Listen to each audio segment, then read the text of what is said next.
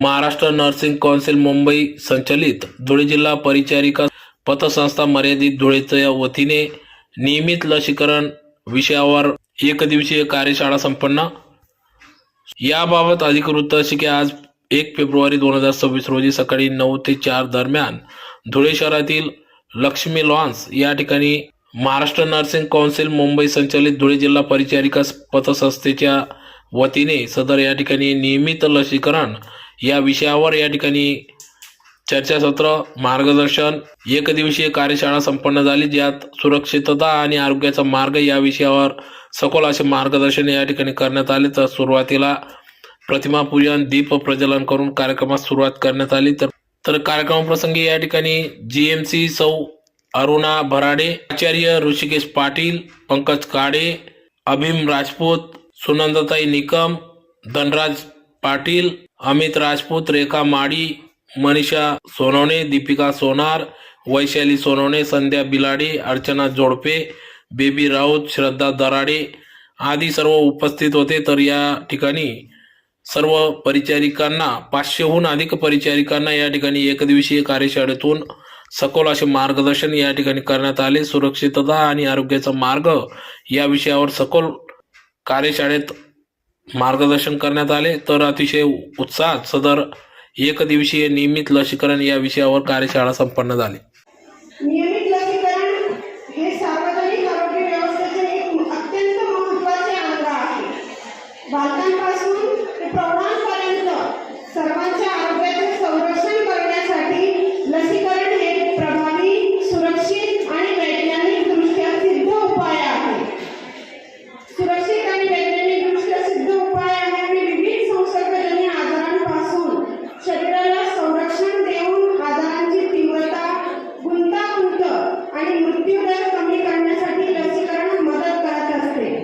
योग्य वेळी योग्य पद्धतीने दिलेले लसीकरण वैयक्तिक आरोग्यासोबतच समाजाच्या एकूण आरोग्य सुरक्षेला बळकटी देत असते। लसीकरणाने हर्ड इम्युनिटी, कडक इम्युनिटी ज्याला म्हणतात, निर्माण होऊन आजाराचा प्रसार रोखला जातो।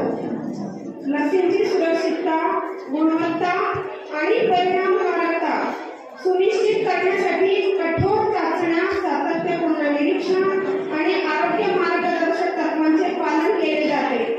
म्हणूनच नियमित लसीकरणाबाबत जनजागृती करणे, गैरसमज दूर करणे आणि प्रत्येकाने लसीकरण कार्यक्रमात सक्रिय सहभाग घेणे हे सुरक्षित, निरोगी आणि सुदृढ समाज घडविण्यासाठी अत्यावश्यक आहे। त्यांचे बोलवते माझे प्रश्न असेल ते आपल्या निकम मॅडम सुरुवातीपासूनच त्या याच्यासाठी खूप प्रयत्न करत आहेत। नंतर आपल्या म्हणायचंय, माझे म्हणायचंय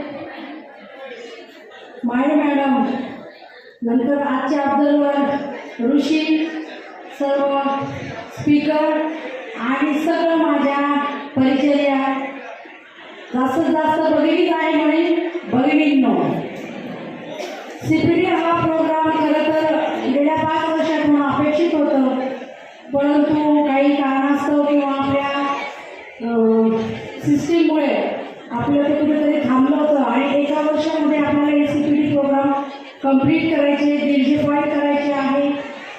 त्याच्यासाठी आपल्याला न्यायालयाचाही निकाल आहे की 150 पॉईंट तुम्हाला करणंच आहे आणि त्या उद्देशाने आणि ही सगळी बातमी समजल्याने निकम मॅडमांनी याच्यामध्ये खूप हेरलेले भाग घेतला। सुरुवातीला या जिल्ह्यामध्ये श्री भाऊसाहेब या ठिकाणी CPDचं रजिस्ट्रेशन झाल्याने थोडा त्रास झाला, परंतु मग जसे जसे आपले CPD प्रोग्राम ठेवायला लागले तसे तसे आपल्या प्रत्येक परिचारिका भगिनीला याचा लाभ घेता आलेला आहे। मी जास्त वेळ घेणार नाही, आपण शिकायला आलो आहे।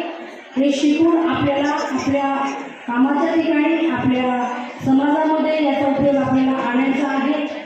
तर त्यामुळे मी तुम्हाला सगळ्यांचा जास्त वेळ न घेता मी एवढंच म्हणेन की मनापासून जर शिकायचं असेल तर मला वाटतं या ज्या रिकाम्या पुढच्या आहेत पुढे या रिकाम्या राहायला नाही पाहिजे, तर मागच्या मी पुढे आलो असं मी सर्वांना विनंती करेन। कारण हा विषय जो आहे आजचा निरंतर लसीकरण हा तुमच्यासाठी तर सगळ्या माझ्या परिचारिका भगिनींना विनंती आहे की त्यांनी पुढे यावं आणि पुढे येऊन आजचा जो दिवसाभराचा जो सेशन आहे तो मनापासून त्यांनी याच्यामध्ये आत्मसात करावं, त्याचं इम्प्लिमेंटेशन त्यांनी त्यांच्या कर्तव्यावर ठिकाणी करावं.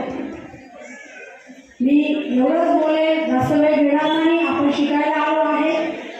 मला या ठिकाणी सुरक्षितता आणि आरोग्याचा मार्ग.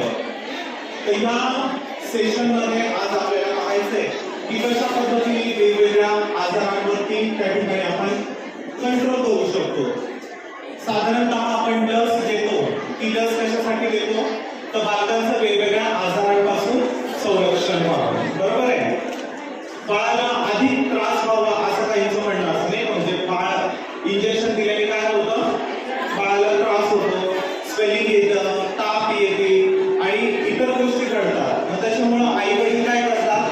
दुर्लक्ष करतात की माझं लेकरू अजून आजारी पडेल, आता तर व्यवस्थित आहे. आणि असं दुर्लक्ष करता करता करता करता त्याला काय होतं? वेगवेगळ्या आजारांना ते लेकरू बळी पडू शकतं. आणि हा आजार त्यांना होऊ नये ही काळजी आपण आरोग्य क्षेत्रातले कर्मचारी घ्यायची आहे.